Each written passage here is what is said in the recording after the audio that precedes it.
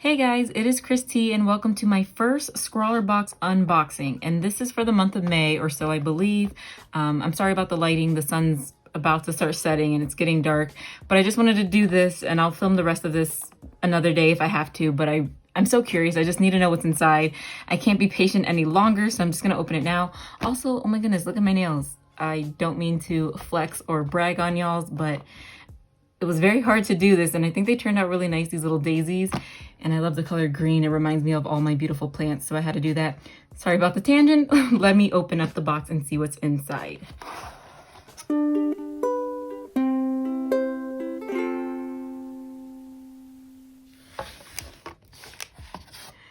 Okay, so I totally had to turn that sideways because you definitely couldn't see with the lid in the way, but I don't even know what to look at first. Let's grab this. So we have this medium kneaded eraser by Winsor & Newton, and that's, oh my goodness, I can't pull it out, but it's white.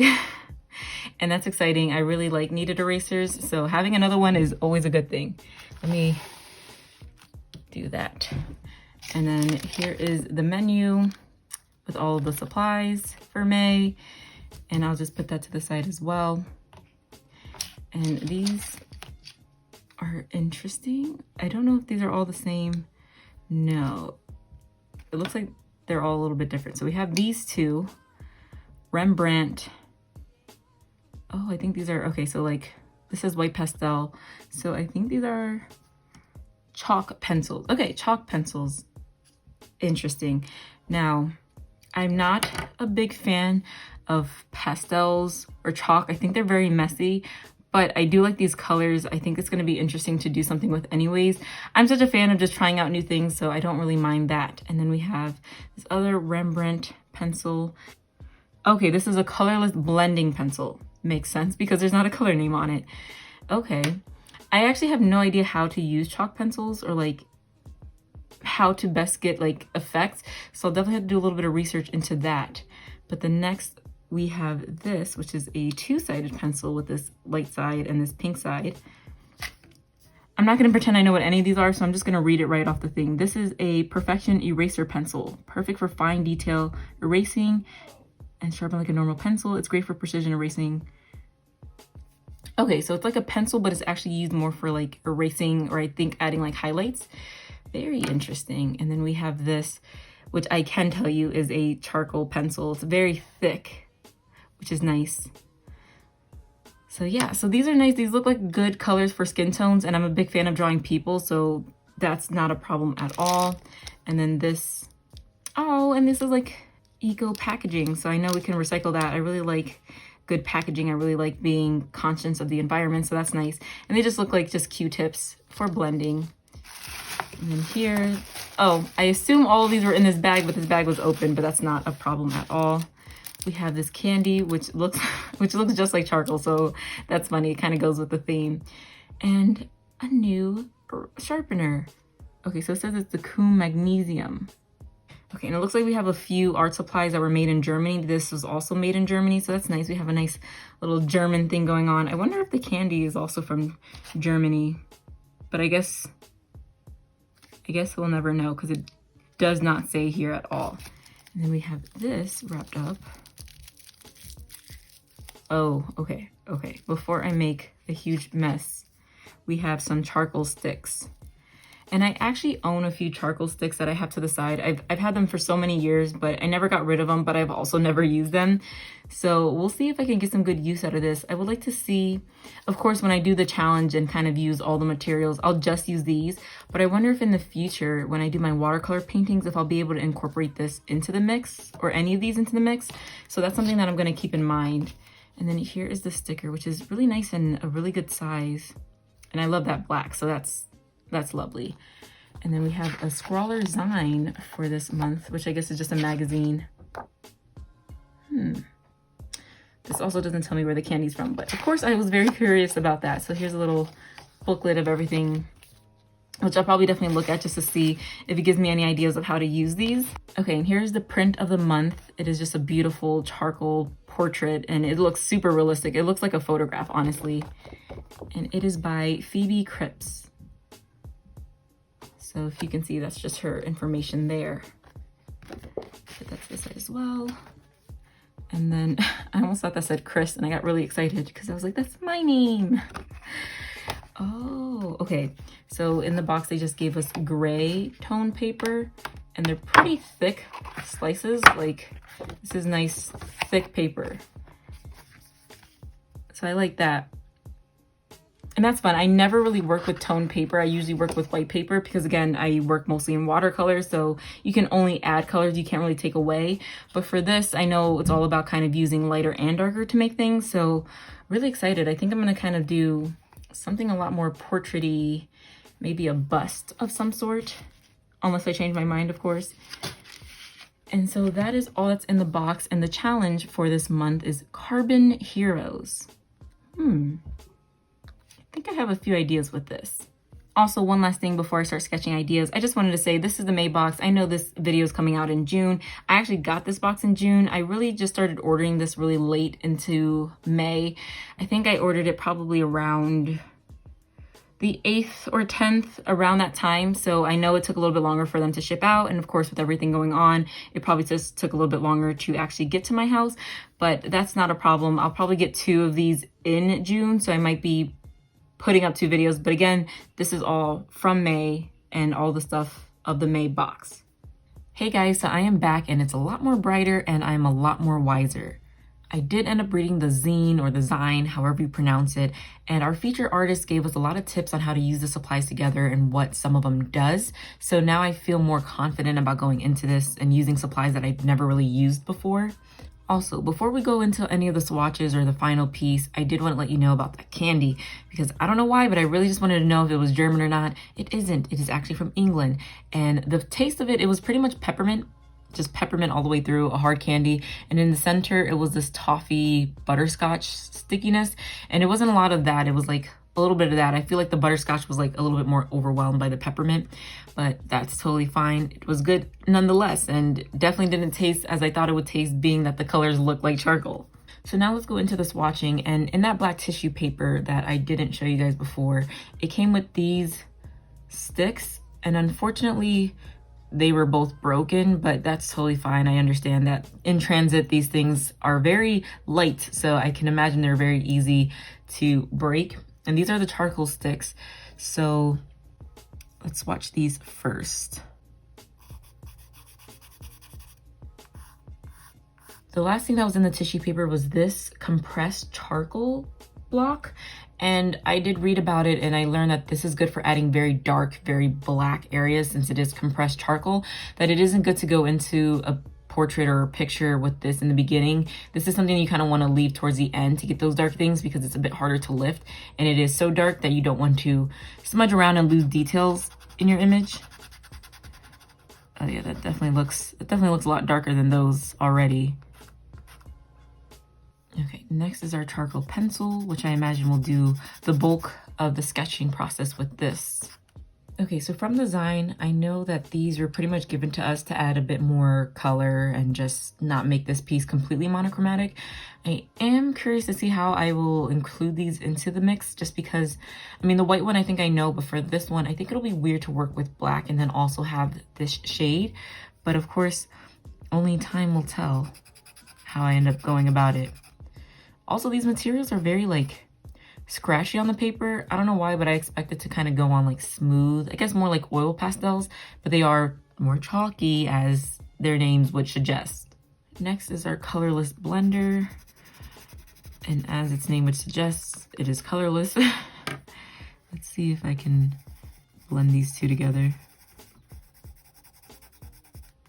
Yeah, I don't know how I feel about this, just because it adds this kind of like shiny film over it. Like this color looks so bright and then this just kind of washes it out, which is what I figured it would do. So I don't know how much I'll be using this one, to be honest.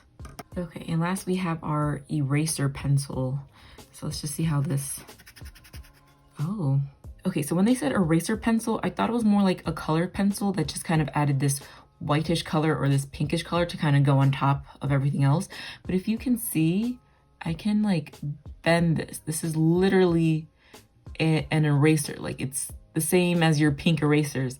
And this one's a bit more sturdy, but it also has like that eraser texture. So let's kind of go back up here and see. Oh wow, that's so cool. And then the pink side, which is softer. Yeah, the pink side seems to give like a little bit of a softer erase, and the white side seems to be more for like those stubborn sides. And true to its name and what I read, the compressed charcoal is not something that wants to lift. Okay, so that's it for all of our drawing materials and also that eraser. Okay, so last we have our kneaded eraser from Winsor & Newton, and it's so funny that they gave us a white one because just from these swatches alone, I already have black on it, but it'll be funny to see after I finish drawing whatever I draw, how gray this gets. But for the time being, let's see how well we can erase. Oh yeah, this does not want to budge. The charcoal sticks seem to leave pretty well. Okay, so it's interesting to see that the kneaded eraser and any erasers pick up the charcoal sticks more than they do the charcoal pencil. Just knowing that, I think when I sketch and try and get an idea down, I'm gonna use the charcoal sticks just because I know I'll be able to erase, I know I won't ruin the piece. And then when I need to kind of fine tune some things, that's when I'll move into the pencil, and then of course, everything else. Okay, and last but not least, we have our Q-tips, or I should call them cotton swabs because Q-tips is a brand. These are cotton swabs. So let's just see how this works.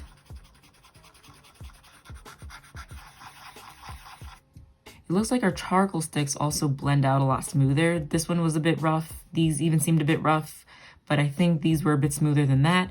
I'm just trying to take all this information in just to see, you know, what I'm learning along the way, because again, I don't know about these things. If you work with this, you probably already know all this stuff, but this will be interesting because I have no idea.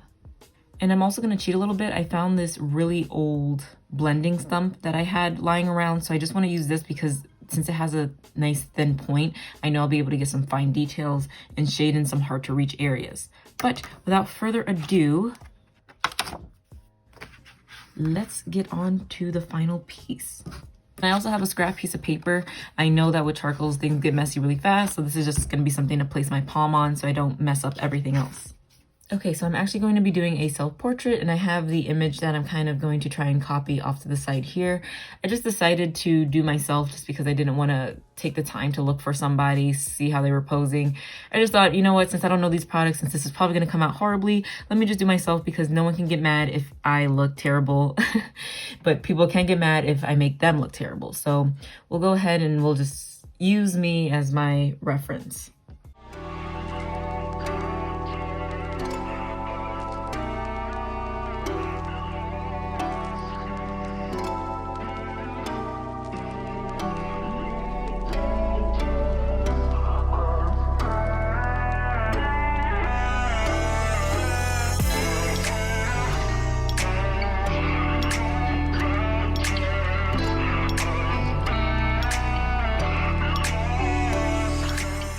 Okay, so I didn't talk through any of that, and that is because I don't work with these materials. I really wanted to focus and make sure that I was doing things correctly, and I didn't want to get too in my head about the fact that I was recording, so I just didn't say anything just so I could kind of focus on what I was doing. And as you can see, I really just worked very loosely. I don't have anything blocked in with real detail. From what I read earlier, it told me that you don't want to work into details too fast. You really want to build things up slowly, build in the shadows, the tones, and kind of allow the details to really shape themselves out by the end. That is why my eyes currently look like empty, soulless pits, because I didn't really want to go into the details with the eyes. I just kind of want to block in where I think they should be in comparison to where they are in the picture that I'm looking at. So I think this is pretty good in terms of blocking in those rough shapes, and maybe a little bit more detail than someone who typically does this would do, but this is kind of the starting point that I need to kind of go from here. So with that being said, I think I'll kind of get quiet again, but who knows if I'll say something here and there. I'm going to start trying to work in the values and slowly build something out of this to look a little bit more realistic than what you see here.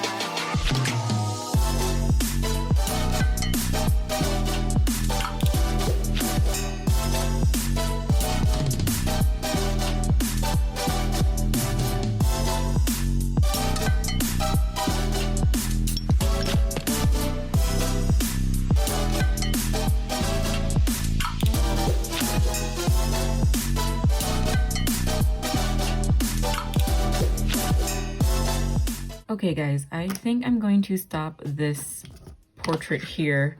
My desk is very dirty, but my hands actually are pretty good. So I'm pretty proud of that. I just kind of didn't touch my wrist to it a lot. I just kind of floated, and it was very difficult because I am such a perfectionist. I do like to get very good detail in things. So working looser and then refining is something I don't typically do. I typically have a good solid sketch and then I paint on top of that.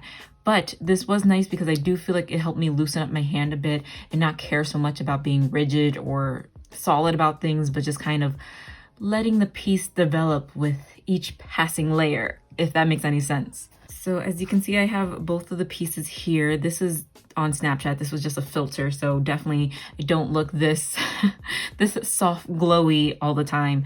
But I thought it was going to be a good picture because I could see clearly the highlights and the lowlights, and I knew that would be easy to transfer. And I was able to use this color. I decided to make the eyes that color, and then the eye stood up a little bit too much, so I also made the shirt this color. But I did kind of want to stick mostly with like monochrome and use a lot of the blacks. I didn't use a lot of erasing. Like I did erase a few spots, but really I just kind of used the white pencil to make highlights when I needed to. Oh, and I didn't use the blending stick at all. Just from our swatches, I didn't like the way it made things look like there was kind of like a waxy layer over it. And I didn't want that effect here. So I just kind of didn't use that, and I'm not mad about that. So let me just go ahead real quick and sign this piece. Oh man, these pencils are like so unsmooth. They are just so chalky that it's like hard to make it glide the way I usually do for my signature, but that is not a problem at all. So as you can see them side by side, I think I did pretty good. I'm not the best at realistic or self-portraits or anything like that. I'm definitely more cartoony. I don't particularly prefer doing realistic either, so that's totally fine. I don't mind that I'm not that great at it, but also I know it's a lot harder just to kind of have more of an understanding of really how things work structure-wise with a realistic piece. So I'm not always that great at translating those things, and I do think it doesn't fully look like me. And I think it's this side. I think I didn't get this cheek area proper, but it's okay. I'm not going to keep refining it because I do think it turned out pretty good. So I'll leave it at this because it's kind of fun just kind of looking kind of from far off. If you don't look at this picture, you'll be like, oh yeah, that does definitely kind of look like you. So I'll keep it as that. Thank you guys so much for watching. It was really great to try out these materials. Even though they aren't my favorite, I definitely think I will try them again. Maybe in the future, just do some other realistic piece, maybe another challenge. But I do like that I'll now have these new pieces in my arsenal. And yeah, I think that's it from me. So take care, have a great day. If you like this video, please consider subscribing, liking, and watching more of my videos. I will see you guys in the next one. Bye-bye.